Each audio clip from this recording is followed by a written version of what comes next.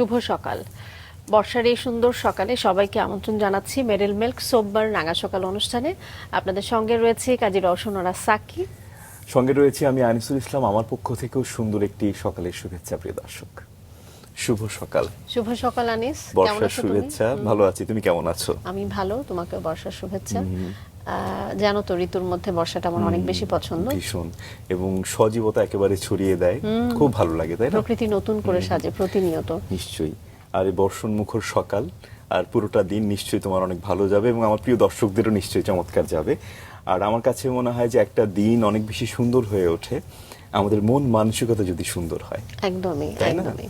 তাই আমরা আসলে যতটা দিন বেঁচে আছি প্রাণ খুলে আনন্দে যেন বাঁচি, কি বলো? একদমই সহমত পোষণ করছি। বিশেষ মানুষ রয়েছে, চলো যাই। প্রিয় দর্শক, আমাদের আজকের রাঙা সকালের অতিথি চিত্রশিল্পী ও সংগঠক আহসান আহমেদ। শুভ সকাল। শুভ সকাল আপনাদেরকে। কেমন আছেন? খুবই ভালো আছি এবং সকালে উঠতে পেরে ভালো লাগছে। সকালের প্রোগ্রাম রাঙা সকাল, এমন একটা সুন্দর নাম, খুবই ভালো লাগছে। এবং রাঙা সকালে আসলে আপনার মতো রাঙা মানুষদেরই আসলে আমরা পেয়ে থাকি। Thank you. এবং পুরো অনুষ্ঠান জুড়ে তো আসলে আপনার কর্মকাণ্ড, আপনার এগিয়ে যাওয়ার গল্প শুনবো। নিশ্চয়ই গল্প করব আমরা। একেবারে শৈশব জানতে চাই, রংপুর কেমন হ্যাঁ, ছিল? আমার জন্মস্থান রংপুর, আমার খুব প্রিয় শহর রংপুর। রংপুর শহরেই আমার জন্ম, রংপুর শহরে বেড়ে ওঠা, স্কুল কলেজ ওখানেই। এবং খুব দুরন্ত একটা সময় আমরা পার করেছি। এখন যেটা বলা হয় যে বিভিন্ন আমাদের আশেপাশে কোয়ার্টারে থাকতাম আমরা, একটা সরকারি কোয়ার্টারে। আচ্ছা। আশেপাশে প্রচুর লিচু গাছ, আম গাছ এগুলো থাকতো। যে ঝড়ের দিনে যেমন আম পড়লে আমরা রাতের বেলা আম কুড়াতে যেতাম, পাশে লিচু চুরি করে খেতাম। এই মজার মজার বিষয়গুলো আসলে চিন্তাই করা যায় না, এখনকার জেনারেশনগুলো ভাবতেই পারে না একদম। এই চমৎকার স্মৃতিগুলো আমাদের আছে বলেই হয়তো আমরা এখনকার জেনারেশন থেকে একটু সৃষ্টিশীলতা চর্চাটার মধ্যে আছি, হয়তো বলা যেতে পারে। এবং মাটির সে সান্নিধ্য, সে স্পর্শটা একদম পেয়েছেন। একদম। তখন হয়তো বা সোশ্যাল মিডিয়ার এত বেশি দাপট ছিল না। এত বেশি না, একদম ছিলই না। হ্যাঁ, আমাদের ফোনেই তো আমরা পেয়েছি অনেক পরে। আমাদের শৈশবে তো ফোন ছিল না। ফোন ছিল ওই টিএনটি ফোন যেটা ছিল। সো আমরা প্রচুর সময় পেতাম যে এই খালি পায়ে হেঁটে বেড়ানো, দৌড়ানো। আরো অনেক ছোটবেলায় তো আমরা ছেলেরা মেয়েরা একসাথে খেলতাম, দাঁড়িয়ে বান্ধা, গোল্লা ছুট। এগুলো তো এখন মানে ঐতিহাসিক, মানে ইতিহাস মনে হচ্ছে। মানে এই যে খালি পায়ের একটা কথা আসলো না, মানে এখনকার সময় পরিণত বয়স মানে আসবার আগে এখনকার ছেলেমেয়েরা অনেক বেশি মানে চাপ অনুভব করে। মানে এটা একটা কারণ না, আমি জানি না, শুনেছি যে খালি পায়ে হাঁটা, গাছের সংস্পর্শে আসা, প্রকৃতির সংস্পর্শে আসা, এগুলো আসলে মানসিক চাপ মুক্ত করতে অনেক বেশি সহায়তা করে। এগুলো তো আসলে একটা আমার মনে হয় যে গবেষণা করলে হয়তো এরকম বেরোবে, যারা 90-এর দশকের আগে জন্মেছে, তারা যেভাবে তাদের জীবনটা যেভাবে গড়িয়েছে, পরবর্তীতে হয়তো নতুন জেনারেশন যারা গড়ছে তাদের মধ্যে আমার মনে হয় কিছু পার্থক্য থাকবেই। হ্যাঁ, জীবন দর্শন, আদর্শ, এগুলো মাটির সাথে যুক্ত থাকে আসলে। তার আমরা যেভাবে প্রকৃতির সাথে মিশতে পেরেছি সেটা তো এখনকার জেনারেশন পাচ্ছে না। আমার নিজের ছেলেমেয়েরাই বলতে পারি যে ওরা মাটির সাথে কোনো সংস্পর্শ নেই, খেলাধুলার কোনো মানে স্কোপই নাই, ওদের সময় নাই। আমি আমার মেয়েকে বললাম যে তুমি গান শিখতে চলো, গানটা শেখো অ্যাটলিস্ট। বলে কখন, সময় নেই, কখন যাবে, এরকম একটা অবস্থা।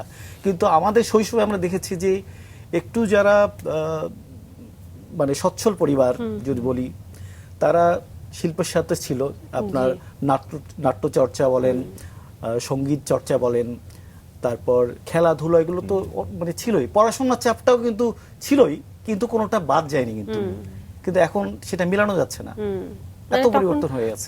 এখন যেমন আসলে শুধু পড়াশোনা মানে পড়াশোনাই, এর বাইরে আর কিছু করবার কোনো সুযোগ কম হচ্ছে, সুযোগ পাচ্ছে না। সেই সময়টা এমন ছিল না, সবকিছু খুব স্বাভাবিকভাবে ঘটেছে। আমার মনে করি পড়াশোনা আছে সমস্ত কিছুকে নিয়েই আসলে পড়াশোনা, স্টাডি লাইফ, জীবনের শিক্ষা আসলে সবকিছুই। এই খেলাধুলা, বাচ্চাদের সাথে ঘোরাঘুরি, সবার সাথে এক্সপ্লোর করা, শহরকে, তার গ্রামকে এক্সপ্লোর করা, গাছে ওঠা, এগুলো সবকিছু শিক্ষার অংশ। নিশ্চয়ই নিশ্চয়ই। কিন্তু এখন শুধুমাত্র বই আর স্কুল, এটা দিয়ে শিক্ষা, যে শিক্ষা, এটা মানে আমার খুব প্রাণহীন মনে হয় একদম। এটা একটা বিষয়। এবং আপনি ছোটবেলা থেকে যে আসলে একটা পারিবারিক পরিবেশ পেয়েছেন, তাই না? পরবর্তী জীবনে শিল্প চর্চা, একদিন শিল্পী হয়ে ওঠা, এটা শুধু আমি আমার নিজের কথা না, আপনি এখন যত আপনার গুণী মানুষ দেখবেন আর কি, আমার কথা বলছি না, সবাই দেখবেন তাদের শৈশবটার গল্প, যারা আছেন অনেক বিখ্যাত মানুষ আছেন, তাদের গল্পগুলো কিন্তু এইরকমই, যে তারা গ্রামে বেড়ে উঠেছে, এই গ্রামের খেলাধুলা করেছে, সবার সাথে নাটক করেছে, অনেক কিছু। আমরা আমাদের এত মজার মজার গল্প আছে। আমরা করতাম কি, আমরা ওই নানান গাছপালা দিয়ে ঘর বানাতাম, সেখানে খেলনা দোকান করতাম আমরা। হ্যাঁ, দোকান করতে চা বানাতাম, এরকম নানান মজার মজা। এই যে খেলনা বাটি বলে আর কি, যেটা শিশুদের, এই জিনিসগুলো কিন্তু আমরা পেয়েছি সবই। অনেক সময় দেখা যায় কি ঈদে আমরা ঈদ কার্ডও বিক্রি করতাম, ঈদ কার্ড, তাই না? হ্যাঁ, এই যে মজার কথা বলছি না, আমি নিজে প্রচুর ঈদ কার্ড করেছি। বাহ। হ্যাঁ, নিজেই কালার টালার। আমার তো ছোটবেলাটা একটু ক্রাইসিসে কেটেছে, এখন এত অ্যাভেলেবেল না। আমরা যখন আমি রং পেতাম না আর কি, রং ছিল না আমার ছোটবেলায়। প্রথম একটা মনে আছে যে একটা রেড কালার আর ব্লু কালার, একটা দুই পাশে পেন্সিল ছিল, দুই পাশে দুই কালার। এই পেন্সিল দিয়ে আসলে আমার ছবি আঁকাটার শুরু, মানে কালার দিয়ে অনেক যদি বলতে সচ্ছল পারি। পরিবারও আমি বলবো একটা সময় একটু হিসেব নিকেশের মধ্যে দিয়ে মনে হয় অনেক, চলতেন। অনেক, কাজ ছিল। এখন এমনটা একেবারেই দেখা যায় না। আমরা এক কাপড় একবার পরার পর হয়তো দ্বিতীয়বার সেটা পরে ছবি তুলতে হয় যে, ছবি তোলা Facebook, যাবে না, এরকম একটা বিষয় চলে আসছে। আমি কিন্তু পড়ি আচ্ছা, আমিও মনে হয় কাপড় পরি। অনেকবারই জি। পড়ি। আমার কাছে মনে হয় সাকি, সেটা হচ্ছে জীবনের আনন্দটা আসলে মানে শো অফের চেয়ে নিজের ভেতরের একটা বিষয়, একদমই তাই না? একদমই তাই আনিস। স্যার, আপনার সম্পর্কে ছোট্ট করে জানাতে হবে আমাদের দর্শকদেরকে, তারপর আপনার কাছে আবার ফিরবো। আনিস, তুমি নিশ্চয়ই জানাবে। নিশ্চয়ই।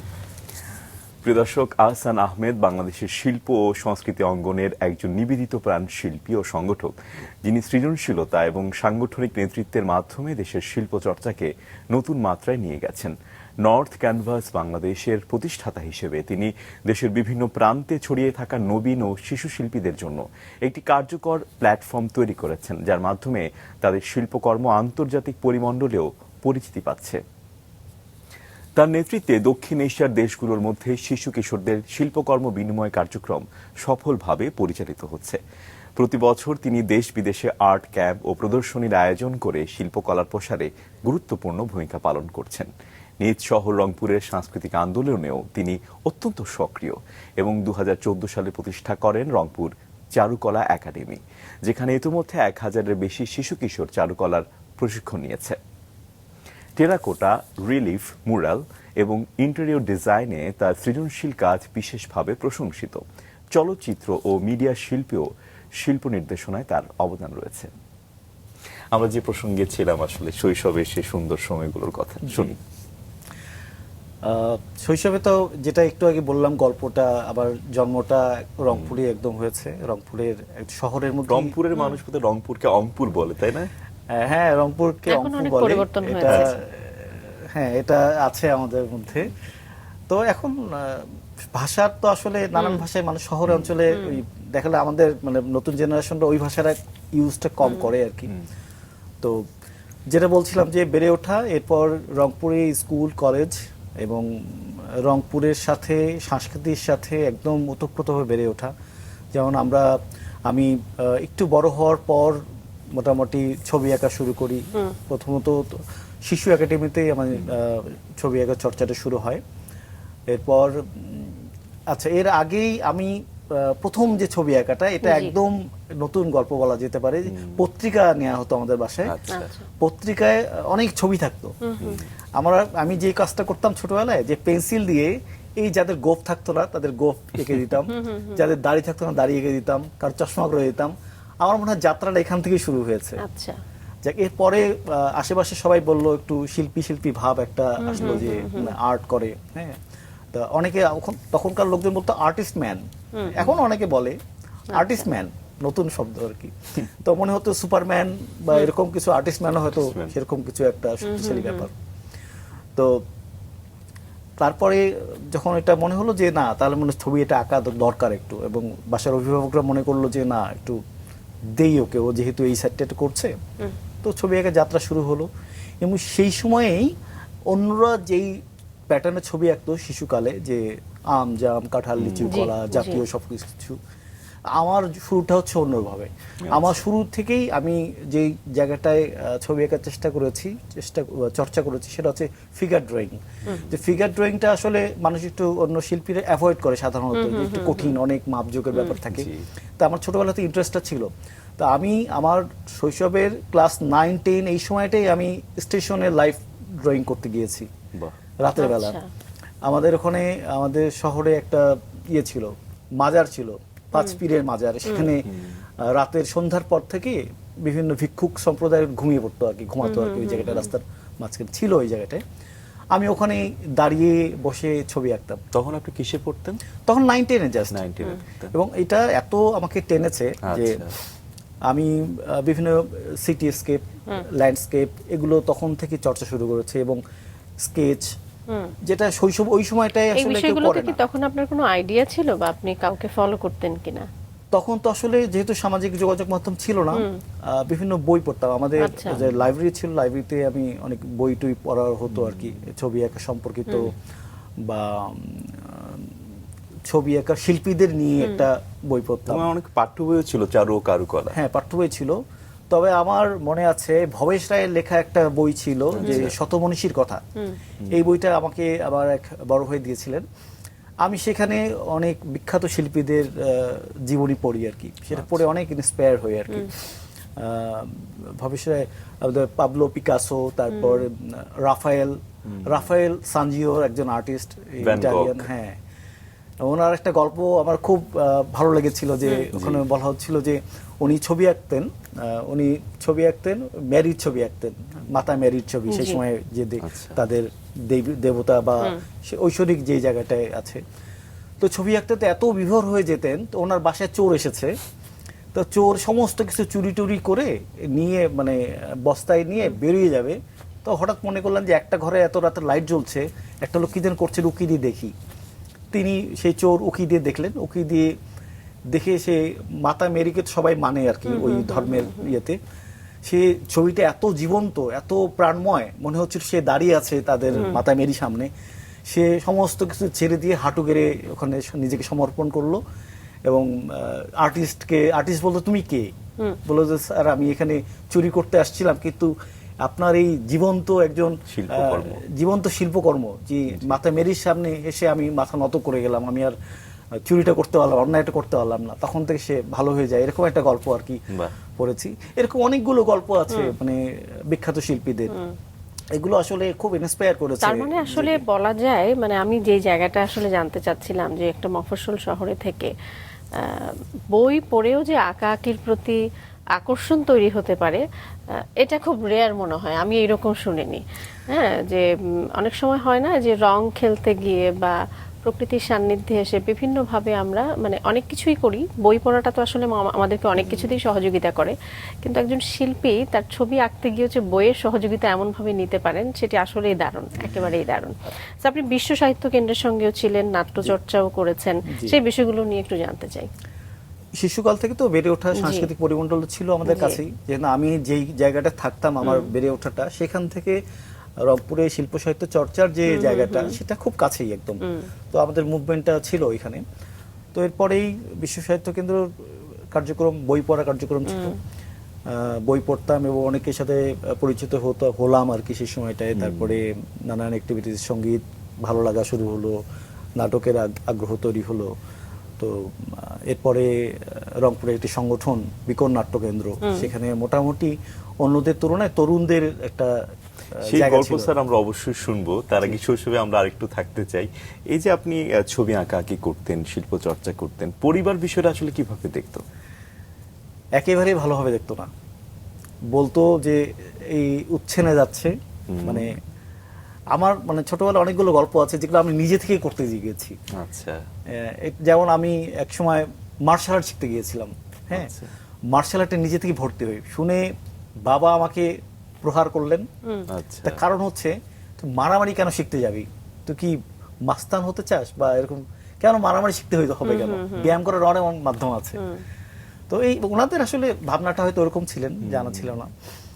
তো এরকম জায়গাগুলো আসলে বইয়ের একটা অনেক শক্তিশালী একটা ব্যাপার আছে, যেটা উনি এর আগে বলছিলেন, আমি ওটা বলতে গিয়ে ভুলে গেছি। আমাদের শৈশবকালে বইয়ে, প্রত্যেকটা বই, বাংলা বই সবগুলোতে ইলাস্ট্রেশন থাকতো প্রচুর। সমাজ বিজ্ঞান বর্ণনা বইগুলোতে যেই গল্পটাই আমি পড়তাম সেটা ছবি থাকতো। এবং মানে 1, 2, 3, 4, 5 বা এই সময়টায় আমাদের বইটায় যেমন একটা কবিতা ছিল মোনাজাত, সে মোনাজাতের ছবি। তারপরে আমাদের ছোট নদী চলে বাঁকে বাঁকে হাঁটু জল থেকে 2%। এই যে তার ইলাস্ট্রেশন, এই যে অসংখ্য ইলাস্ট্রেশন, এইগুলো ইলাস্ট্রেশন এত বেশি টানতো আর্ট, মানে আর্টের যে একটা বড় শক্তি, হ্যাঁ, সেটা শৈশব, মানে শুধু আমাকে নয়, কিন্তু এর আগেও আপনি শুনবেন যে অনেককে টেনেছে এই ইলাস্ট্রেশন। এই ইলাস্ট্রেশন কিন্তু একটা এক্সপ্রেশন, নিশ্চয়ই ভীষণ। এইটা ছিল বলেই হয়তোবা আঁকা আঁকির পরে ঝোঁকটা এসেছে। তখন তো লাইন ড্রয়িং ছিল, এখনকার বইগুলোতে আপনি কালার দেখবেন, সবগুলোতে কালার দেয়া আছে, কালার করা। তখন কিন্তু লাইন ড্রয়িং ছিল, ব্ল্যাক এন্ড হোয়াইট, সেইগুলোর শক্তি ছিল। আমার মনে আছে যে বইগুলোতে আমি দেখতাম এই ছবিগুলো কে এঁকেছে, দেখতাম ওখানে লেখা আছে শিল্পী হাশেম খান। তারপর হাশেম খানের একটা বই পেলাম আমি, হাশেম খানের অনেক কাজ, হ্যাঁ, অসংখ্য কাজ, এগুলো সবই ইন্সপিরেশন। এবং আরো চিনলাম বাংলাদেশের আরেকজন প্রতিকৃত, মানে জয়নুল আবেদিন, শিল্পাচার্য জয়নুল আবেদিন। উনি শুধু শিল্পীই নন, বাংলাদেশে শিল্পর যে সংগঠক হিসেবে কাজ করেছেন। বাংলাদেশের শিল্প চারুকলা ইনস্টিটিউট প্রতিষ্ঠা করেছেন, সোনারগাঁ লোকশিল্প জাদুঘর প্রতিষ্ঠা করেছেন। উনি সংগঠক, মানে যতটা না শিল্প, তার চেয়ে সংগঠক হিসেবে বাংলাদেশের ওনার অবদান অনেক বড়। তো আমি ওই যে সংগঠক, ওই জায়গাটার একটা বিষয় আসছে, জায়গা আমরা একটু এলোমেলো গেছি। আপনার প্রশ্নের উত্তর দিয়ে দিই। শৈশবকালের প্রশ্ন জিজ্ঞেস করেছিলেন। শৈশবে আসলে বেড়ে ওঠা, তো ওটা পরিবার খুব একটা চাইতো না যে আসলে পরিবারের একটা বিষয়, হ্যাঁ, পরিবার চাইতো না, কারণ ছবি আঁকা আমাদের সমাজে সেই সময় আমাদের আশেপাশে এমন উদাহরণ ছিল না যে ছবি এঁকে প্রতিষ্ঠিত হয়েছে, ছবি এঁকে ভালো করেছে, উদাহরণটা কম ছিল। ধর্মীয় কিছু রক্ষণশীলতাও তো ছিল, এটা তো এখনো আছে, এবং আগের থেকে আমার মনে হয়তো বেড়েছে রক্ষণশীলতা। তা আমাদের ওখানে ধর্মীয় রক্ষণশীলতার থেকে যেটা বড় ব্যাপার ছিল, সেটা হচ্ছে তার ক্যারিয়ার, যে ছবি এঁকে কোনো ক্যারিয়ার আছে কিনা এই বিষয়ে তারা ধারণা ছিল না তাদের। এবং এটা যে একটা অকাজ, মানে কাজ নয়, এরকম একটা ধারণা বদ্ধমূল সমাজে ছিল। ছোটবেলায় আসলে আপনি অতটা সাপোর্ট পাননি পরিবার থেকে, বিশেষ করে ছবি আঁকার ক্ষেত্রে। কিন্তু আপনি বলছিলেন যে শিশু একাডেমিতে আপনি যেতেন, এটা আসলে কিভাবে সম্ভব হয়েছিল? কে নিয়ে যেত আপনাকে? আমার গল্পটা একটু ডিফারেন্ট। আমি আমার জীবনে এত কিছু করেছি নিজে থেকেই। আচ্ছা। এবং আমি আমার মানে আপনি বই পড়তেন এবং সেটা অ্যাপ্লাই করতেন, এই ব্যাপারটা অ্যাপ্লাই করতাম না, সেটা বইয়ের একটা ইন্সপিরেশন ছিল। আমার বাবা মারা যায়, আমি স্কুলের প্রাইমারি স্কুল লেভেল বা ওই সময়টা মাঝামাঝি সময় বাবা মারা যায়। আচ্ছা। তারপরে তো একটা ফ্যামিলিতে ক্রাইসিস তৈরি হয়। এই সময়টায় ছবি আঁকার মতো বিলাসিতা করা বাংলা একটা অপরাধ হিসেবে দেখা যায় একদম। সেই অপরাধটা আমি করেছি পরিবারে। আমি না জানিয়ে ওখানে যেতাম। আমার বাসার সাপোর্ট ছাড়াও আমার কিছু শুভাকাঙ্ক্ষী ছিল, যেহেতু আমি ছবি আঁকতাম বা এক্সট্রা অ্যাক্টিভিটিস কারণে অনেকেই পছন্দ করতো, আদর করতো, স্নেহ করতো। সেই জায়গা থেকে অনেকে সাপোর্ট পেয়েছি যে ঠিক আছে তুমি যাও, আমি তোমাকে একটু সাপোর্ট দিব, বা কেউ একজন নিয়ে গেল যে ওই জায়গাটায়, যে আসো তোমাকে ওই জায়গাটায় নিয়ে যাই। এরকম দু একজন ছিল আমাদের বোন ভাই বোনদের মধ্যে, কাজিনদের মধ্যে, এরকম বা প্রতিবেশীর মধ্যে। তো এই সাপোর্টটা আমরা পেয়েছি।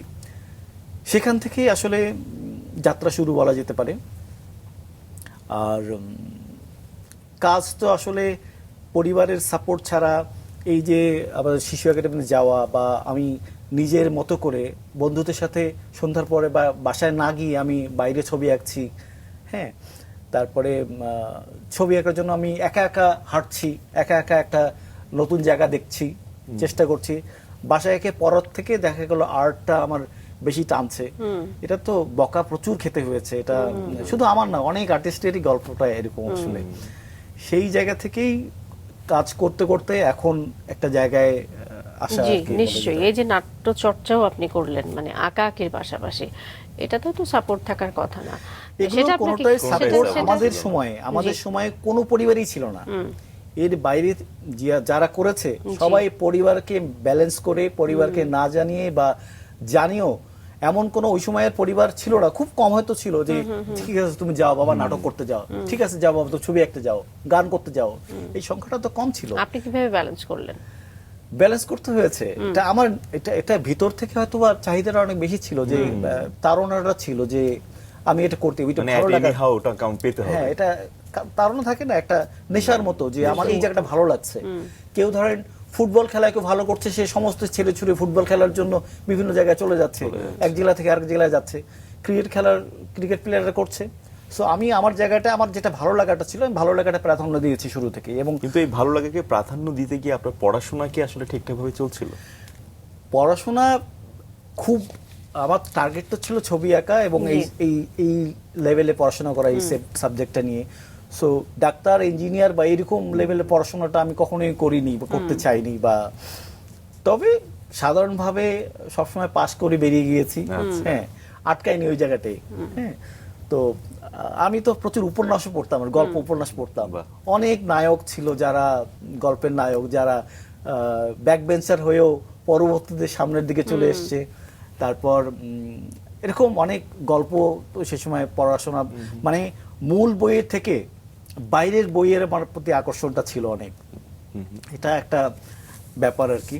এগুলোই আমাকে হয়তো ছবি আঁকার এই জায়গাটায় এই স্রোতের সাথে নিজেকে এগিয়ে যেতে গড়িয়ে সাহায্য নিয়েছে। করেছে। স্যার, আপনি কি আসলে কখনো বুঝতে পারছিলেন মানে এই যে পরিবারের একটা বাধা, কিন্তু নিজের একটা ভালো লাগা, সেখান থেকে কি মনে হচ্ছিল যে না, এখানে আমি আমার ক্যারিয়ারটা তৈরি করতে পারবো, নাকি আসলে শুধুই ভালো লাগা থেকে আপনি কাজ করে যাচ্ছিলেন? ধন্যবাদ, খুব সুন্দর প্রশ্ন করেছেন। আসলে আমি তখন জানতামই না যে এটা নিয়ে পড়াশোনা করা যায়, চারুকলা আছে বা এটার কোনো ক্যারিয়ার আছে, এগুলো দিয়ে। আমি শুধু তখন আমার যে ভালো লাগাটা ছিল, শৈশবের ভালো লাগাটা, সে ভালো লাগাটার কাজটাই করে গিয়েছি।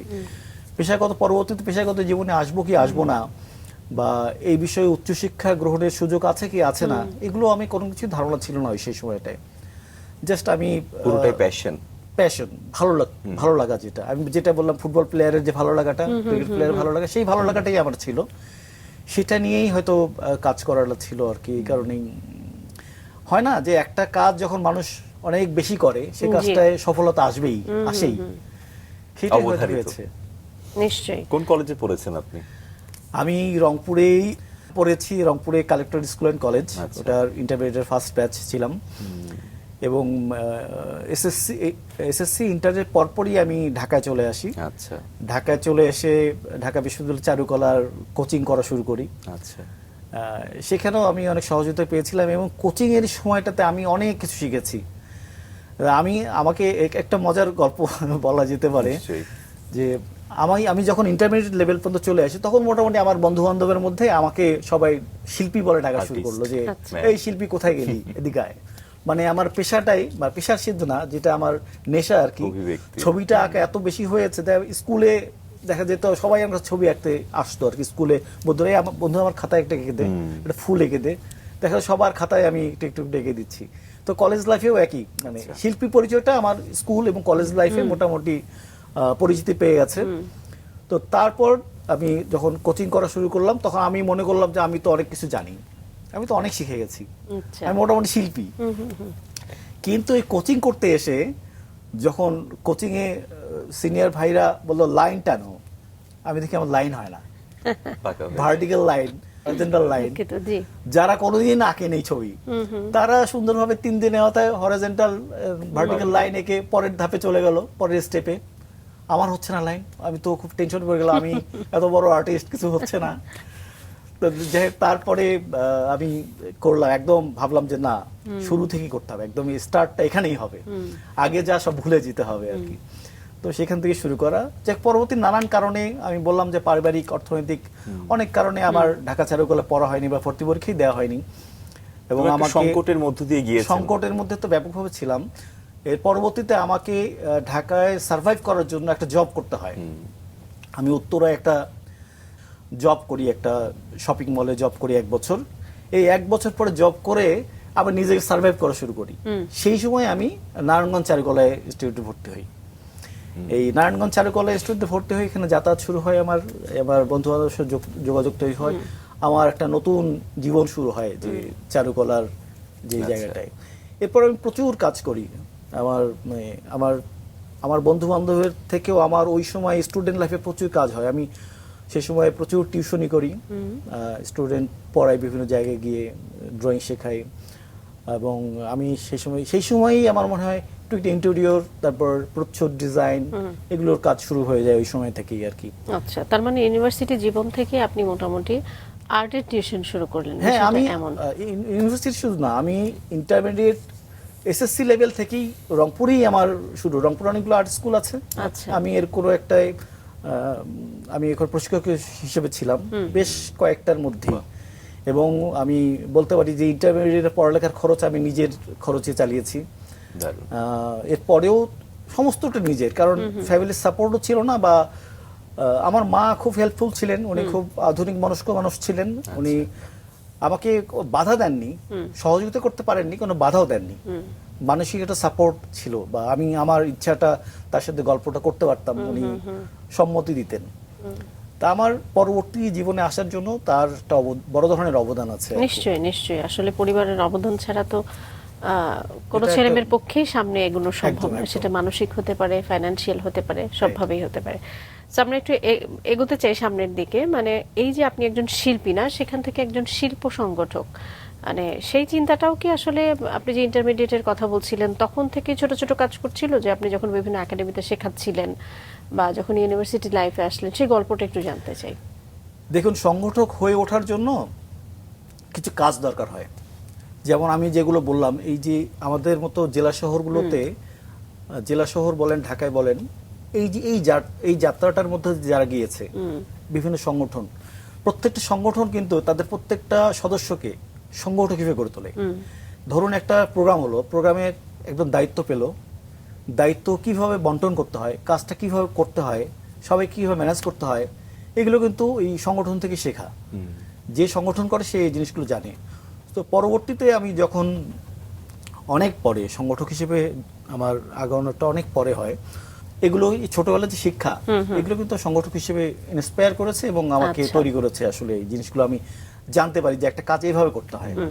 হ্যাঁ, বা ইন্টেরিয়র বিভিন্ন জায়গায়, যে ঢাকায় কোথায় কি পাওয়া যায়, আপনি যদি আমাকে বলেন আমি খুঁজে এনে দিতে পারবো, যে আমি জানি কোন জায়গাটা কি পাওয়া যায় জি। এবং সস্তায় পাওয়া যায়। তো এগুলো আসলে আমাদের যে যাত্রাটা, আসলে একজন শিল্পীর যাত্রা, একজন আপনি দেখবেন যে অন্য সমস্ত শিল্পী, মানে যারা এখন স্টুডেন্ট, তারা অন্যদের থেকে, অন্য একটা প্রাইভেট ইউনিভার্সিটিতে একটা মেয়ে ধরেন পড়ছে বা এক ছেলে পড়ছে, তাদের থেকে চারুকলার ছেলেমেয়েরা অনেক বেশি নলেজ রাখে যে ঢাকায় কোথায় কি পাওয়া যায়, কোথায় কি কিরকম এই জিনিসগুলো তাদের, কারণ প্র্যাকটিক্যালি কাজ করতে হয়। এবং আমি আমার পরিচিত মহলকে বলি আর কি, যে দেখুন, টেকনিক্যাল পড়াশোনা যেটা হচ্ছে, মেডিকেল হচ্ছে টেকনিক্যাল পড়াশোনা, যে তার হাতে কলমে জিনিসটা জানে, জি। ইঞ্জিনিয়ারিং হাতে কলমে, এবং চারুকলা, এই তিনটা জায়গায় আমি মনে করি যে হাতে কলমে শিক্ষা হয়, এবং আচ্ছা। একদম দক্ষতাটা সরাসরি হাতে এবং মগজের সাথে হয়। তো এই তিন পেশার মানুষ অবসরে থাকে না, তাদেরকে কাজ করতেই হয়। এবং একটা মেডিকেল স্টুডেন্ট কখনো বসে থাকে না, কারণ মেডিকেল স্টুডেন্ট বেকার থাকে না, ইঞ্জিনিয়ার বেকার থাকে না, True. এবং চারুকলার কোনো আর্টিস্ট বেকার থাকে না, চমৎকার। তারা কাজ খুঁজে নেয়। সো আমাদের সমাজে যদি এই টেকনিক্যাল জ্ঞানটা যারা থাকবে, যারা হাতে কলমে কাজ করতে পারবে, তাহলেই আসলে সমগ্র দেশই আসলে পাল্টে যাবে। এটা দরকার এই তিনটে মাধ্যমে। আমি হতাশ হই মাঝে মাঝে প্রচুর, যে এই যে ধরুন আমি অনেককে দেখি যে পড়াশোনা এমন কিছু সাবজেক্ট করেছে, আমি সাবজেক্টের নাম বলতে পারি, ইতিহাস, তারপর ভূগোল, জিওগ্রাফি, তারপর বাংলা, বা এরকম। বাংলার অনেকে শিল্প সাহিত্যের সাথে যুক্ত, তাদেরকে স্যালুট করি। কিন্তু এরকম অসংখ্য স্টুডেন্ট আছে যেহেতু পড়াশোনার জন্যই পড়াশোনা করেছে, সে পড়াশোনা করার 5 বছর পর আপনি যদি ইতিহাস সম্পর্কে জিজ্ঞেস করেন, উনি বলতে পারবেন না। আপনি জিওগ্রাফি সম্পর্কে বলতে পারেন, জিজ্ঞেস করেন, বলতে পারবেন না, True. কারণ পড়াশোনাটাও শেষ, ওর বিদ্যাটা ওখানে ছেড়ে দিয়ে এসেছেন। কিন্তু ওনারা আবার মানে প্রচুর সময় ব্যয় করেন চাকরির জন্য। এই দক্ষতা, মানুষের যে চাকরি দিবে, বা এটা দক্ষতা অর্জন করতে হয়। দক্ষতা ছাড়া এই হাজার হাজার লক্ষ লক্ষ বাংলাদেশে মানুষ বলে বেকার বেকার। তা আমি এটা মনে করি যে সে যদি একজন দক্ষ মানুষ হয়, দক্ষ মানুষ আসলে বেকার থাকতে হয় না। বাংলাদেশে প্রচুর কাজ আছে, মানে মানুষ আসলে চাকরি করতে চায়, কাজ করতে চায় না। এই যে বড় ফ্যাক্ট, এটা কিন্তু সমাজের জন্য একটা খুব ব্যাড এফেক্ট। নিশ্চয়ই এবং যারা নিশ্চয়ই। চাকরি খুঁজছে তাদেরও কিন্তু একটা দায় আছে আসলে নিজেকে পরিপূর্ণভাবে গড়ে তোলার। না, তারা মনে করলো যে আমরা সার্টিফিকেট পেয়েছি কয়েকটা, সার্টিফিকেট দিয়ে চাকরি হয়ে যাবে। কিন্তু চাকরি করতে সার্টিফিকেট লাগে না, সার্টিফিকেট দক্ষতা লাগে। এই দক্ষতাটা বাংলাদেশের ব্যাপকভাবে অর্জন করা আর দরকার। যে কোনো কাজকে ছোট করে দেখার একটা মানসিকতা তো নিশ্চয়ই আছে। একদম এটা খুব বড় সমস্যা একটা। আমরা কিন্তু এটা মানে বহুল প্রচলিত, বিদেশে গিয়ে আমরা সব ধরনের কাজ করি, কিন্তু দেশে এসে কাজ করা যায় না। হ্যাঁ, মান সম্মানে লাগে, বংশগত মান সম্মান। হ্যাঁ, কিন্তু উপার্জনটা আসলে উপার্জনই। আর যে উপার্জন করে সে আসলে ওই জায়গায় স্থির থাকে না, উপার্জনের তার অবস্থান পরিবর্তন হয়। প্যাসিভ ইনকাম তার তৈরি হয়। হ্যাঁ হ্যাঁ, তৈরি হয়। এগুলো আসলে পরিবর্তন হওয়া দরকার বাংলাদেশে, এগুলো অনেক পরিবর্তন দরকার। So, আপনার নর্থ ক্যানভাস বাংলাদেশ, এটা নিয়ে একটু আসতে চাই। এটা কখন প্রতিষ্ঠা করলেন, কোন চিন্তা ভাবনা থেকে আসলে এই নর্থ ক্যানভাস বাংলাদেশ প্রতিষ্ঠিত হলো? আমি দেশের বাইরে এক্সপ্লোর করার, বিভিন্ন যে ঘোরার একটা আমার সুযোগ পেয়েছেন। একটা অভ্যেস আছে, নেশা আছে। কয়টা দেশ ঘুরেছেন এই পর্যন্ত? খুব বেশি দেশ ঘোরা হয়নি। আচ্ছা। দেখা গেল একই দেশে অনেকবার গিয়েছি। আর আচ্ছা। কাছাকাছি দেশগুলোতে, যেগুলোতে সহজে যাওয়া যায়, সহজে যাওয়া কম যায়। ব্যয়ে যাওয়া যায়। তো আর আমি তো মনে করি প্রতিবেশী দেশটা এত বড়, সেখানে সবই আছে, সমুদ্র আছে, পাহাড় আছে, আপনার মরুভূমি আছে, সবই আছে। তো যাই হোক, আমি কলকাতায় একবার যাই একটা প্রদর্শনীতে, আমি যোগাযোগ করি। প্রদর্শনীর যোগাযোগ, ওখানে যাওয়ার পর ওখানে অনেকের সাথে আমার হৃদ্যতা তৈরি হয়, বন্ধুত্বপূর্ণ সম্পর্ক তৈরি হয়। তারপরে আমি দেশে আসার পর যোগাযোগটা তৈরি হয় আর কি। যোগাযোগের পরে আমাকে ভারত ওটা কি থেকে, আপনার কাজের প্রদর্শনী? আমার ব্যক্তির শিল্পীর কাজের জি, জি। প্রদর্শনীর জন্য গিয়েছিলাম। তারপর ওখান থেকে আমাকে জানানো হয় যে বাংলাদেশ এবং ইন্ডিয়ার একটা শিল্প প্রদর্শনী করা যায় কিনা, যে বাংলাদেশ থেকে আমি কিছু আর্টিস্টকে নিয়ে আসতে পারবো কিনা, যে একসাথে প্রদর্শনী, ইন্ডিয়া বাংলাদেশ একসাথে এক্সচেঞ্জ প্রোগ্রাম আর কি। তো আমি তখন আমার পরিচিত আর্টিস্টদেরকে জানাই যে আমি কলকাতা যাব প্রদর্শনীতে, আপনাদের যে শিল্পকর্ম ওখানে প্রদর্শনী করতে চান, আপনারা যেতে পারেন। তো ওই প্রথম আসলে একটা কাজ, যে আমাদের পরিচিত অনেক শিল্পীর কাজ নিয়ে কয়েকজন আমার সঙ্গে যান, কয়েকজনকে আমি নিয়ে যাই, কয়েকজন কাজ নিয়ে গিয়ে ওখানে আমাদের খুব সুন্দর একটা প্রদর্শনী হয় এবং অনেক দর্শক আসেন, দেখেন, কাজ ভালো লাগে, বাংলাদেশের কাজ। আর ওখানে তো বাংলাদেশের প্রতি একটা তাদের ফ্যাসিনেশন আছে, তাদের পূর্বপুরুষের অনেকেরই বাংলাদেশ থেকে গিয়েছে। তো বাংলাদেশে ধরুন বরিশাল অঞ্চলের একটা শিল্পকর্ম, যে বরিশালের শিল্পী এঁকেছে, তো ওইখানে যিনি বরিশালের মানুষ, তাদের পূর্বপুরুষ বরিশালে, তাদের একটা কঠিন ভালো লাগা তৈরি হয়, ছবির আকর্ষণ। আবার এখানকার নদী, এখানকার প্রকৃতি তো একটু ভিন্নতা আছে, তো এই জায়গাগুলো ভালো লাগা তৈরি হয় তাদের। তো এই যে বন্ডিংটা আসলে তৈরি হয়। এরপরেই আমি কয়েকবারই ভারতের সাথে প্রোগ্রাম করি নর্থ ক্যানভাসের। এরপরে নেপালে প্রোগ্রাম করি কয়েকবার। শিশুদের প্রদর্শনীটা আমরা পরে করি। আমি হঠাৎ প্ল্যান করলাম যে শিশুদের নিয়ে আসলে কাজ করা দরকার। শিশুদের যে একটা ফিক্সড হয়ে গেছে প্রোগ্রামগুলো, যেমন শিশুরা একটা কল করা হয়, শিশুরা আসে, এসে একটা সাবজেক্ট দিয়ে দেওয়া হয়, শিশুরা এক ঘন্টায় বসে ছবি আঁকবে, 1 ঘন্টা বসে ছবি আঁকে, ওখানে জাজমেন্ট করা হয়, ফার্স্ট, সেকেন্ড, থার্ড, হ্যাঁ, এই তার পুরস্কার দিয়ে দেওয়া হয়। এই একটা সংস্কৃতি তৈরি হয়ে গেছে। আমি মনে করলাম এটা পরিবর্তন হওয়া দরকার, একটু ভাঙা দরকার। আমরা যেখানে একটা ছবি 3 দিনে শেষ করতে পারি না, সেখানে একটা শিশু 1 ঘন্টার মধ্যে ছবি শেষ করার যে প্রেশার তাকে দিয়ে দেওয়া হয়, এটা তো অমানবিক মনে হয় আমার কাছে। তো আমি চিন্তা করলাম, না, শিশুদের এই শিল্পকর্ম এইভাবে আমি নিব না, আমরা ওদেরকে সময় দেব, চিন্তা করে একটা থিমেটিক একটা কাজ করবে তারা। এবং আমি তো তারপর কল করলাম, আর পরিচিত আমাদের যে শিল্পীরা রয়েছেন তাদেরকে কল করলাম যে শিশুদের একটা প্রদর্শনী আমি করতে চাই। তো শিশুদের প্রদর্শনী প্রথমে আমার নিজের জেলা শহর রংপুরেই করেছিলাম, সেটাও 2014 সালে একবার, 16 সালে একবার। সেখান থেকে আমি ওই জায়গাটা আরো হয়, তারপর আমি জাতীয় পর্যায়ে কাজটা করি আর কি, সব জেলাগুলোকে নিয়ে, অনেকগুলো জেলাকে নিয়ে। তখন আমরা ভারতে প্রদর্শনী করলাম একটা, বাংলাদেশের প্রায় 100 বা 150-এর অধিক কিছু শিল্পীদের কাজ, সেই সঙ্গে ভারতেরও প্রায় 50-60 বা 80 জন শিল্পীর কাজ নিয়ে একসাথে ভারতের নজরুলটিতে খুব চমৎকার একটা প্রোগ্রাম করি আমরা। এত মানুষ এসছে এবং এত শিশুরা এত খুশি হয়েছে, আনন্দ পেয়েছে, এটাই হচ্ছে বড় ব্যাপার। শিশুদের আনন্দ, শিশুদের কাজ যে মানুষ দেখছে, এবং সেটা যে ওখানে নিউজ টিউজ হয়েছে, সব মিলে আমাদের শিশুদের কাছে পৌঁছেছে, শিশুদের কনফিডেন্স অনেক বেড়ে গিয়েছে। যে আমরা তো ওখানে 1 ঘন্টা মাটিতে বসে যে আঁকি, সেই জায়গা থেকে এখানে একটা শিল্পকর্ম, তার প্রদর্শনী হচ্ছে, এত মানুষ দেখতে আসছে, ওই ছবিটা যতক্ষণ তারা আঁকে, যখন কম্পিটিশনে হয়, ততক্ষণই ওটা দেখা যায়, এরপরে ওটার আর কোনো চিহ্ন থাকে না। আচ্ছা, আর শিশুদেরকে সম্মান, ওই সম্মান, তারা যে ছবিটা আঁকলো সম্মানটাও থাকে না, এটা হারিয়ে যায়। তো শিশুদের শিল্পের সাথে তাদের চিন্তা তো অনেক হাই, অনেক উচ্চ লেভেলের, এবং শিশুদের চিন্তা বাংলাদেশ সমাজে অনেক কিছু দিয়ে যায়, কিন্তু তাদের যে মুক্ত চিন্তা, সেই জায়গাটাতে শিল্পের প্রতিফলন হওয়া সম্ভব, সেটাও সমাজে মানে পরিচিতি হওয়া বা এক্সপ্লোর হওয়া সম্ভব। এই কাজগুলো আমার মনে হলো করা দরকার। চমৎকার একটি উদ্যোগ আমি বলবো। আপনি যেটি বলছিলেন না যে তাদের আসলে যে আত্মবিশ্বাসটা সেটা বহু গুণে বেড়ে যায় এবং অনেক বেশি আমার মনে হয় তারা কাজের প্রতি অনেক উৎসাহ তৈরি হয় একই সঙ্গে এরকম একটি প্রদর্শনী। আপনারা নিশ্চয়ই বিভিন্ন প্রত্যন্ত জায়গা থেকেও বাচ্চাদেরকে কালেক্ট করছেন, আমি বলতে চাচ্ছি তাদের কাজগুলো, সেই ধারাটা বা সেই প্রসেসটা নিয়ে যদি একটু জানতে চাই। নিশ্চয়ই আজকে আমাদের দর্শক যারা রয়েছেন, তাদের শিশুরাও রয়েছেন, তারাও নিশ্চয়ই আগ্রহ বোধ করবেন যে কিভাবে আমরা অংশগ্রহণ করতে পারি। ধন্যবাদ। আমরা আসলে যেই কাজটা করি, প্রথমত বললাম যে আমরা ভারতে প্রোগ্রাম করেছি শিশুদের, বাংলাদেশ এবং ভারতের শিশুদের। এরপরে লাস্ট ইয়ার আমরা প্রোগ্রাম করেছি, মাঝখানে করোনার জন্য বন্ধ ছিল।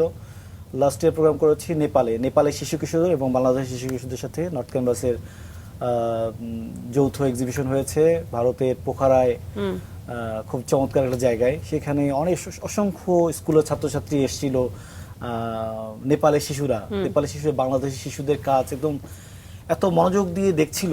আমি দেখছিলাম ওদের ছবি দেখাটা, যে নেপালের শিশুরা বাংলাদেশের ছবিগুলো কিভাবে দেখে, তারা বড় বড় চোখ করে দেখছিল বাংলাদেশের প্রকৃতি।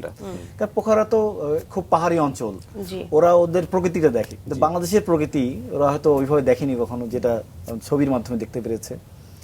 তো আমরা খুব ভালো সময় এটা চলছে যে আমরা এবারে আমাদের নতুন প্রোগ্রাম আমরা নিয়েছি থাইল্যান্ডে, নর্থ ক্যাম্পাস এবার থাইল্যান্ডে, হয়তো আগামী মাসেই থাইল্যান্ডের শিশু কিশোর, বাংলাদেশের শিশু কিশোরদের একটা প্রদর্শনী আমরা আয়োজন করেছি। আপনি প্রশ্ন করছিলেন যে কিভাবে আমরা শিশুদেরকে এটার সাথে যুক্ত করি। আসলে আমাদের অসংখ্য বন্ধু রয়েছে সারা বাংলাদেশে ছড়িয়ে ছিটিয়ে থাকা শিল্পীরা যারা কাজ করছে, এবং সেই শিল্পীদেরকে নিয়েও আমরা কাজ করি। যে তাদের ঢাকায় প্রতি বছরই আমি চেষ্টা করি একটা বা দুটো প্রদর্শনী, যেখানে আমাদের নানান জায়গা থেকে শিল্পীরা আসেন। যে আমি বলতে পারি যে বরিশাল থেকে, তারপর আপনার জামালপুর থেকে, চট্টগ্রাম থেকে, কিশোরগঞ্জ থেকে, বিভিন্ন জেলা থেকে, এবং আমাদের ঠাকুরগাঁ, রংপুর থেকে শুরু করে টেকনাফ থেকে তেঁতুলিয়া, বিভিন্ন অঞ্চলের শিল্পীদের মেলবন্ধন হয় এসব প্রদর্শনীতে। এই যে শিল্পী বন্ধুরা আছেন তারা কিন্তু তার এলাকায় একজন শিক্ষক, তার এলাকায় সে একটা স্কুলের শিক্ষক, অথবা তিনি একটা তার আর্ট স্কুলের শিক্ষক, অথবা একজন সংগঠক কোন সংগঠনের। তারা খুব অ্যাক্টিভ মানুষ আর কি বিভিন্ন জায়গায়। ময়মনসিংহে আমাদের বন্ধুরা আছেন, সিলেটে, হবিগঞ্জে আছেন, বিভিন্ন জায়গায় আর কি। তো আমি শিল্পী বন্ধুদের মাধ্যমে আমরা এই প্রোগ্রামটা করি। আসলে আমরা আসলে সরাসরি শিশুদের কাজ আমরা নেই না, নর্থ ক্যাম্পাস সরাসরি নেয় না, শিল্পীদের মাধ্যমে নেয়। তো শিল্পীরা তাদের এলাকায় জানিয়ে দেয় তাদের ছাত্রছাত্রী বা তাদের পরিচিত জায়গায় জনগুলোতে, বা তাদের জেলা থেকে যারা তাদের সাথে যোগাযোগ করে, সেখান থেকে সেই শিল্পীরা অসংখ্য কাজের মাঝে কিছু কাজ আমরা দিয়ে দিই, যে আপনি 10 জন দিতে পারবেন বা 15 জন এরকম দিতে পারবেন। তো ওনারা ওই বাছাইটা প্রাথমিক বাছাইটা ওনারা করেন, ওখানে বাছাই করে অনেকগুলো কাজের মধ্যে হয়তো এই কাজগুলো নির্ধারণ করেন। মানে মোটামুটি শিল্পী বন্ধুরা যারা শিক্ষক হিসেবে কাজ করছেন তাদের মাধ্যমেই আসলে আমরা কাজটা করি, শিশু বন্ধুদের কাজগুলো আপনারা সংগ্রহ করছেন। আপনি বলছিলেন যে এটা আন্তর্জাতিক যে প্রদর্শনীগুলো, আমার কাছে মনে হয় যে ছবির একটা আন্তর্জাতিক ভাষা আছে, তার জন্য আসলে ভাষা জানতে হয় না। এটাকে আসলে কিভাবে দেখেন? ছবির তো আন্তর্জাতিক ভাষা আছে, এটা তো অনেক প্রাচীন কাল থেকেই হয়ে আসছে। যখন ভাষা ছিল না তখন ছবির মাধ্যমে মানুষের যোগাযোগ হতো। এই তো ছবির ভাষা তো এটাই বললাম যে আমরা অনেক জায়গায় যাই, যেমন আমরা অনেক ইন্টারন্যাশনাল প্রোগ্রামে গিয়েছি, যেখানে অনেক শিল্পী আছে তাদের ভাষা আমরা জানি না, অনেক শিল্পী আছে যারা আমাদের ভাষা জানে না। আমি মনে করতে পারি নেপালে একটা ইন্টারন্যাশনাল প্রোগ্রামে গিয়েছিলাম, সেখানে মরক্কোর একজন আর্টিস্ট ছবি আঁকছে, উনি পোর্ট্রেট আঁকছে। দেখলাম আমি প্রথমবার দেখলাম যে ব্লু কালার দিয়ে পোর্ট্রেট আঁকছেন। সেই ব্লু কালারের পোর্ট্রেট এক সময় জীবন্ত মানুষের কালার আসলো, এটা অদ্ভুত একটা। এই তার সাথে আমাদের কথা হচ্ছে, শিল্প নিয়ে কথা হচ্ছে, কিন্তু ভাষা ছাড়া। হ্যাঁ, উনি দেখাচ্ছেন কাজটা এইভাবে হচ্ছে, আমাদের কাজ দেখলেন। এই যে বড় একটা আদান প্রদান, শুধু মরক্কো না, অনেকগুলো দেশের শিল্পীদের কাজই দেখা হয়েছে তাদের, তারাও আমাদের কাজ দেখেছে, ওনারাও পরামর্শ দেন, হ্যাঁ, বা আমাদেরকে সাজেস্ট করেন যে এইভাবে করো, বা অনেক ওয়ার্কশপ। কিন্তু এটা ভাষা ছাড়াই সম্ভব, মানে ভাষা শিখতে হচ্ছে না, কিন্তু ভাষা শিখতে হচ্ছে না। এমন মজার ব্যাপার হচ্ছে, আমরা দেশের বাইরে বিভিন্ন কোথাও গেলে যে শিল্পীদের সাথে দেখা হয়, বা ওখানকার শিল্পীদের সাথে আমাদের একটা মনে হয় যে তারা আমার আত্মীয়, তারাও আমাদেরকে আত্মীয় মনে করে, অন্য 10 জন থেকে তো আলাদা হয়ে যায়। ইভেন মজা করে বলা যায় যে নেপালে আমি তো আমার অনেক নেপালি বন্ধুদের বাসায় চলে যাই একদম, বাহ। হোটেলে থাকতে হয় না, এই দারুণ। হৃদ্যতাটা তৈরি হয়েছে আর কি। তো অনেক পরিচিত মানুষ তৈরি হয়েছে। এটা ভাষা একসময় হয়তো কমিউনিকেশন কিছুটা হয়ে যায়, কিন্তু যে ভালোবাসা, যে ভালো লাগা, যে শিল্পের প্রতি আমাদের সকলের যে ত্যাগ, এটা কিন্তু আমাদেরকে এক জায়গায় নিয়ে আসে আসলে। আসলে শিল্প চর্চায় আসলে বন্ধুত্ব গড়ে দেয়, তাই না? বন্ধুত্ব এটা আসলে গড়ে দেয়। দেয়াল ভেঙে ফেলে, আসলে অনেক, বর্ডার অনেক, থাকে না। অনেক। আপনার চমৎকার সব কাজ করছেন এবং আপনার কাজের মধ্য দিয়ে শুধু আপনি শিল্পী নন, আপনি একজন সংগঠক হয়ে চমৎকার সব কাজ করছেন। আপনার সেই চমৎকার শিল্পকর্মগুলো আসলে আমরা একটু দর্শকদের দেখাতে চাই, আমরা একটু দেখে দিই। দেখি। প্রিয় দর্শক, চলুন আমরা তার শিল্পকর্ম দেখে দিই।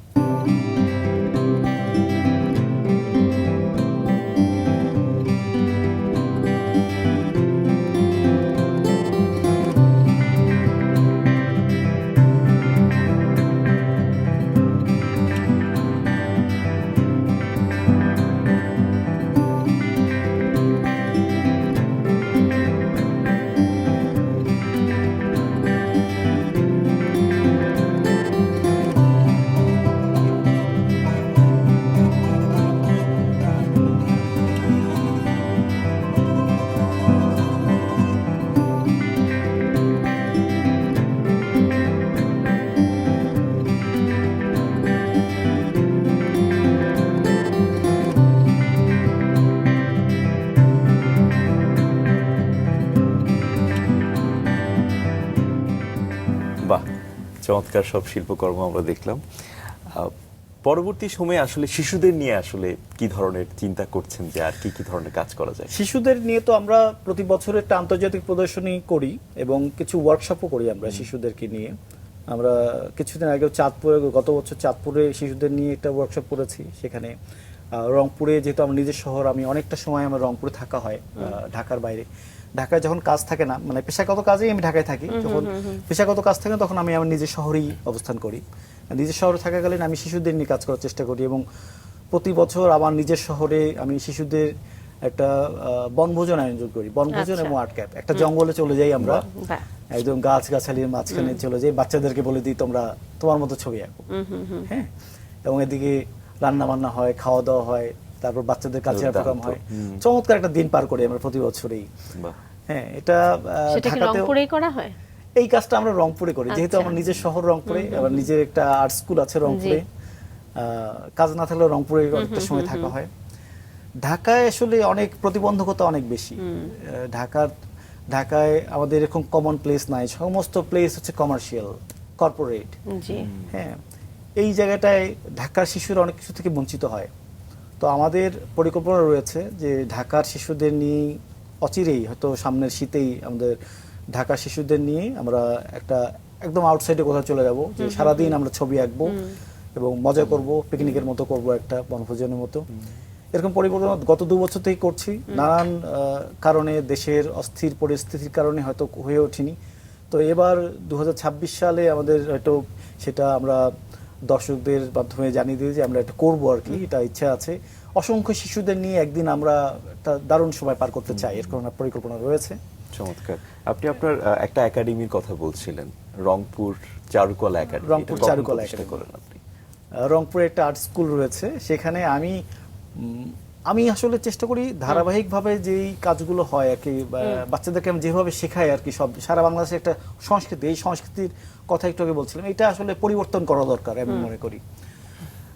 এটার জন্য বাচ্চারা শুধুমাত্র যে কিছু মুখস্থ করা ছবি আঁকে, এটা সারা বাংলাদেশে আপনি দেখবেন যে বিভিন্ন কম্পিটিশন মুখস্থ করা ছবি, যে এই ছবিগুলো ফিক্সড, যে একটা শহরের ছবি, প্রকৃতির ছবি, একটা ভাষা আন্দোলন একই ছবি, মুক্তিযুদ্ধ, একটা মুক্তিযুদ্ধ, একই রকম ছবি, জি। এর কোনো পরিবর্তন হচ্ছে না, মানে একই জিনিস শেখায় দেওয়া হচ্ছে।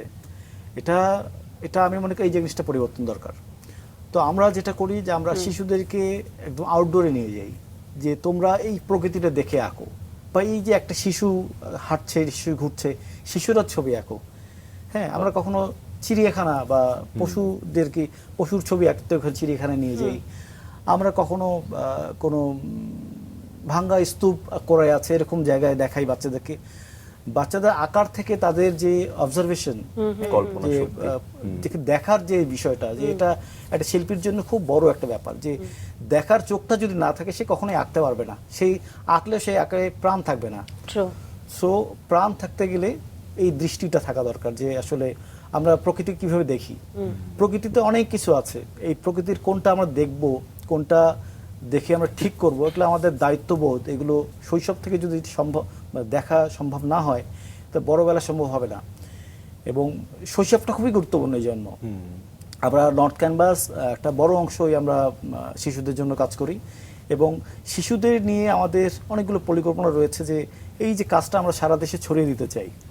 শুধুমাত্র একটা জেলায় বা না থেকে এই যে বাচ্চারা যদি আউটডোরে কাজ করে, বাচ্চারা আউটডোরের প্রকৃতিটা শেখে। হ্যাঁ, তো একটা দেখেন এখন অনেক বাচ্চাকে আপনি জিজ্ঞেস করবেন ঢাকায় যে তুমি কি কলা গাছ দেখেছো কখনো, ও কলা গাছ দেখেনি, কলা চেনে না। কাঁঠাল গাছ, কাঁঠাল চিনবে যে এটা জাতীয় ফল, হ্যাঁ, কিন্তু কাঁঠাল গাছ কোনটা, কাঁঠাল গাছ আম গাছের পার্থক্য করতে পারবে না।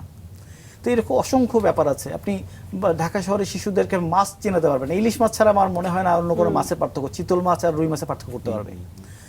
তো এই প্রকৃতি শিশুরা যদি শিশুকাল থেকে গেলো না দেখে, না আঁকে, মানে আঁকুক বা না আঁকুক, তাতে দেখা দরকার আসলে প্রকৃতির সান্নিধ্যে আসলে প্রকৃতির সান্নিধ্যে থাকা তা না দরকার। হলে শিল্পের চর্চাটা একটু কঠিনই বলা যায়। হওয়া দরকার। স্যার, একটু আপনার সম্পর্কে আসতে চাই।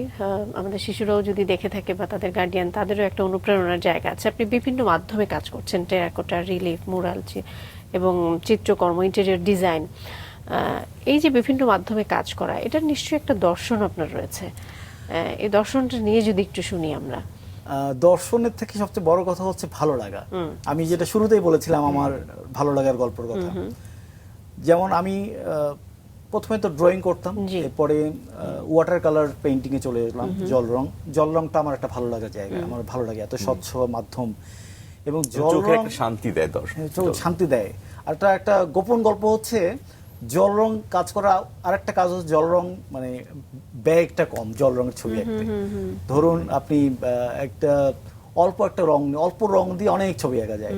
হ্যাঁ, একটা তুলি, কাগজ, ক্যানভাসের অনেক দাম, আপনি সেখানে একটা ক্যানভাসের টাকায় আপনি অনেকগুলো কাগজ কিনে ফেলতে পারেন।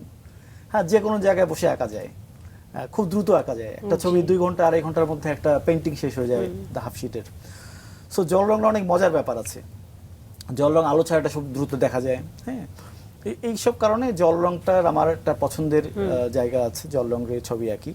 কিন্তু বর্তমান সময়ে আসলে এখনকার সময় আর্টিফিশিয়াল ইন্টেলিজেন্স বা এআই যেভাবে আসলে বিস্তার করছে সব জায়গায়, আমি ওই জায়গাটায় আসছি তার আগে আমি আমার ছবি আঁকার অন্য মাধ্যমগুলো নিয়ে শেষ করে দিই।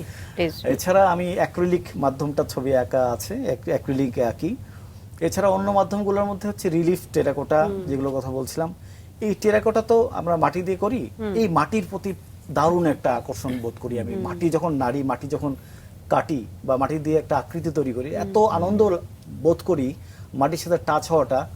এটা আমার মনে হয় অনেক কুমারী এটা করেন আর কি, তাতে ভালো লাগার জায়গা। যারা টেরাকোটা করেন শিল্পীদের একটা দারুণ ভালো লাগা যে অনেকদিন মাটি টাচ না করলে কেমন একটা অস্থির লাগে। যেমন অনেকদিন থেকে করা হচ্ছে না, আমি এটা মিস করছি। এই মাটিগুলো তো প্রসেস করা হয় নানানভাবে, এটার সাথে দারুণ বিষয়। আর টেরাকোটার সাথে রিলিফ বা মুরাল, এগুলো আসলে অনেকটা পেশাগত কাজ হিসেবেই আসে। হ্যাঁ, এগুলো করা হয়, আমি অনেকগুলো কাজই করেছি আর কি। এই অবস্থায় আর অন্য শিল্পকর্মের মধ্যে অসংখ্য শিল্পকর্ম করা হয়, মানে ওয়াল পেইন্টিং করা হয়। এগুলো কেন করা হয় এই প্রশ্ন যদি আপনি করেন, এটা বলবো যে যতটা কাজে আমি নিজেকে ছড়িয়ে দিতে পারি, যতটা মাধ্যমে ছড়িয়ে দিতে পারি, এটা আমার নিজের ভালো লাগে, নিজেকেই মনে হয় ভাঙছি আমি। এইটাই আমার উদ্দেশ্য। হয়তোবা আরো অসংখ্য মাধ্যম আছে যেগুলো কাজ করা হয়নি। মজার ব্যাপার হচ্ছে আমি মাঝখানে রাজস্থানে গিয়েছিলাম, ভারতের রাজস্থান, সেখানে আমি স্যান্ড মানে বালু দিয়ে শিল্পকর্ম করেছি ওখানকার একজন শিল্পীর সাথে, শিল্পী রঙ্গাজীব রায়, প্রফেসর রঙ্গাজীব রায়ের সাথে। ওখানে একটা দারুণ অভিজ্ঞতা হয়েছে। এই যে বাংলাদেশে হয়তো এগুলো হয়তো করবো বা করার ইচ্ছে রয়েছে, আরো অসংখ্য মাধ্যম রয়েছে যেটা আমি এখনো কাজ করতে পারিনি বা করা হয়ে ওঠেনি। আমার এখনো অনেক ইচ্ছা আছে, প্রিন্ট মেকিং নিয়ে কাজ করার ইচ্ছা, স্বপ্ন দেখি যে প্রিন্ট মেকিং কিছু কাজ করব। এগুলো শিখতে হবে, করলেই তো আর সবকিছু করা যায় না, শিখতে হবে, জানতে হবে। অনেক জানার আছে, অনেক কিছুই জানি না এখনো, জানতে হবে। যতদিন বেঁচে আছি আরো জানবো, আরো কাজ করবো প্রচুর। একজন শিল্পী আসলে তার কাজের মধ্য দিয়ে আসলে একদম, আমি এটাই বিশ্বাস করি। আমার যখনই আমার কষ্ট লাগে, আমার মন খারাপ থাকে, আমি ছবি আঁকি। যখনই আমি ফ্রাস্ট্রেশন হয়ে যায়, আমি তখন কাজ করি। কাজ এমন একটা বিনোদন, যেটা এই বিনোদন কেউ দিতে পারে না। Mental peace. হ্যাঁ, এই আমি কাজের মধ্যে যে বিনোদন পাই, এটা মানে দারুণ অভাবনীয় একটা বিষয়। যে প্রসঙ্গে কথা বলছিলাম যে আর্টিফিশিয়াল ইন্টেলিজেন্স, আচ্ছা, আর্টিফিশিয়াল ইন্টেলিজেন্স তো আমরা কাছাকাছি চলে আসছে, অনেক সাপোর্ট আমরা নেই। যেমন প্র্যাকটিক্যাল লাইফে বলা যেতে পারে যে কর্পোরেট লাইফে আমাদেরকে অনেক লেআউট করতে হয়। একটা লেআউট মানে একটা ক্লায়েন্টকে যখন আমরা কাজ করতে চাই, যেখানে আমি এই শিল্পটা করব, তখন ওনাকে আগে লেআউট করে দেখাতে হয়। তখন দেখা যেত আমরা তো শিল্পীরা সবাই সবকিছু দক্ষ হয় না, যে গ্রাফিক্স ডিজাইনে আমি অত দক্ষ না, টুকটাক হয়তো কাজ জানি, তখন পেশাদার গ্রাফিক্স ডিজাইনের সাথে যোগাযোগ করতে হয়। তো এখন এআই আসার থেকে সুবিধা হয়েছে, আমি প্রাইমারি কাজটুকু আমি এআই এর সামনে মানে ড্রয়িং করে, আমি ড্রয়িংটা হাতে ড্রয়িং করে আমি এআই এর সাপোর্ট দিতে পারি। তো এটা এরকম অসংখ্য সুবিধা রয়েছে অনেকগুলো। কিন্তু যেটা বলা হয় যে এআই কি কখনো মার্কেট দখল করতে পারবে, আমার মনে হয় না। কারণ মার্কেট বা প্রকৃতি বা সমাজ, রাষ্ট্র, এগুলো আসলে সৃষ্টিশীল, মানে প্রতিটা সময় নানান চিন্তা এবং ক্রিয়েটিভ সাইড দিয়েই আসলে তৈরি করতে হয়। আর এআই আপনাকে ক্রিয়েট করে দেবে না, এআই কে আপনি যে গাইড করলেই এআই আপনাকে ক্রিয়েট করবে, বা এআই নিজে থেকে কিছু করতে পারে না। সো এআই এর একজন ড্রাইভার দরকার, একজন শিল্পী হতে পারে একজন ড্রাইভার। সো যতদিন থাকবে এআই এর মতো কাজ করবে, এবং শিল্পীদের বা যারা নানান, শুধু শিল্পীর কথা বলছি না, আর্কিটেক্ট বা অন্য যারা বিভিন্ন মাধ্যমে সাপোর্টগুলো লাগে, ডিজাইনারদের কাজেই এআই হেল্প করবে, কাজটাকে দ্রুত করবে বা আরো ভালো করবে। কিন্তু মানুষকে দরকার হবে, মানুষ ছাড়া এটা কখনো সম্ভব হবে না। আসলে শিল্পীর সৃষ্টিকর্ম বা তাদের আবেদন আসলে কখনোই ফুরিয়ে যাবে না, একদম। বরং এআই কে আমরা একটা সহযোগী টুলস হিসেবে ব্যবহার করতে পারি। অবশ্যই এটাই হবে, এটা হলেই সেটা ভালো হবে আর কি, আমি বিশ্বাস করি। আমরা একেবারেই শেষ পর্যায়ে চলে এসেছি। অসংখ্য ধন্যবাদ, আপনি সময় দিয়েছেন, এবং আপনার জন্য অনেক শুভকামনা। আপনাদেরকে অসংখ্য ধন্যবাদ, চমৎকার একটা সময় কাটালাম আপনার সাথে, অনেক গল্প করতে পারলাম। আর রাঙা সকাল, আসলে আমার সকাল খুব কম দেখা হয়, আমি একটু দেরি করে ঘুম থেকে উঠি। রাঙা সকালের উপলক্ষে আজকে সকালে ওঠা হয়েছে, খুব সুন্দর একটা চমৎকার দিন শুরু হলো আজকে। আশা করি খুব ভালো কাটবে সকলের। আপনাদেরকে অনেক অনেক শুভকামনা, মাছরাঙ্গা টিভিকে শুভকামনা। অসংখ্য ধন্যবাদ।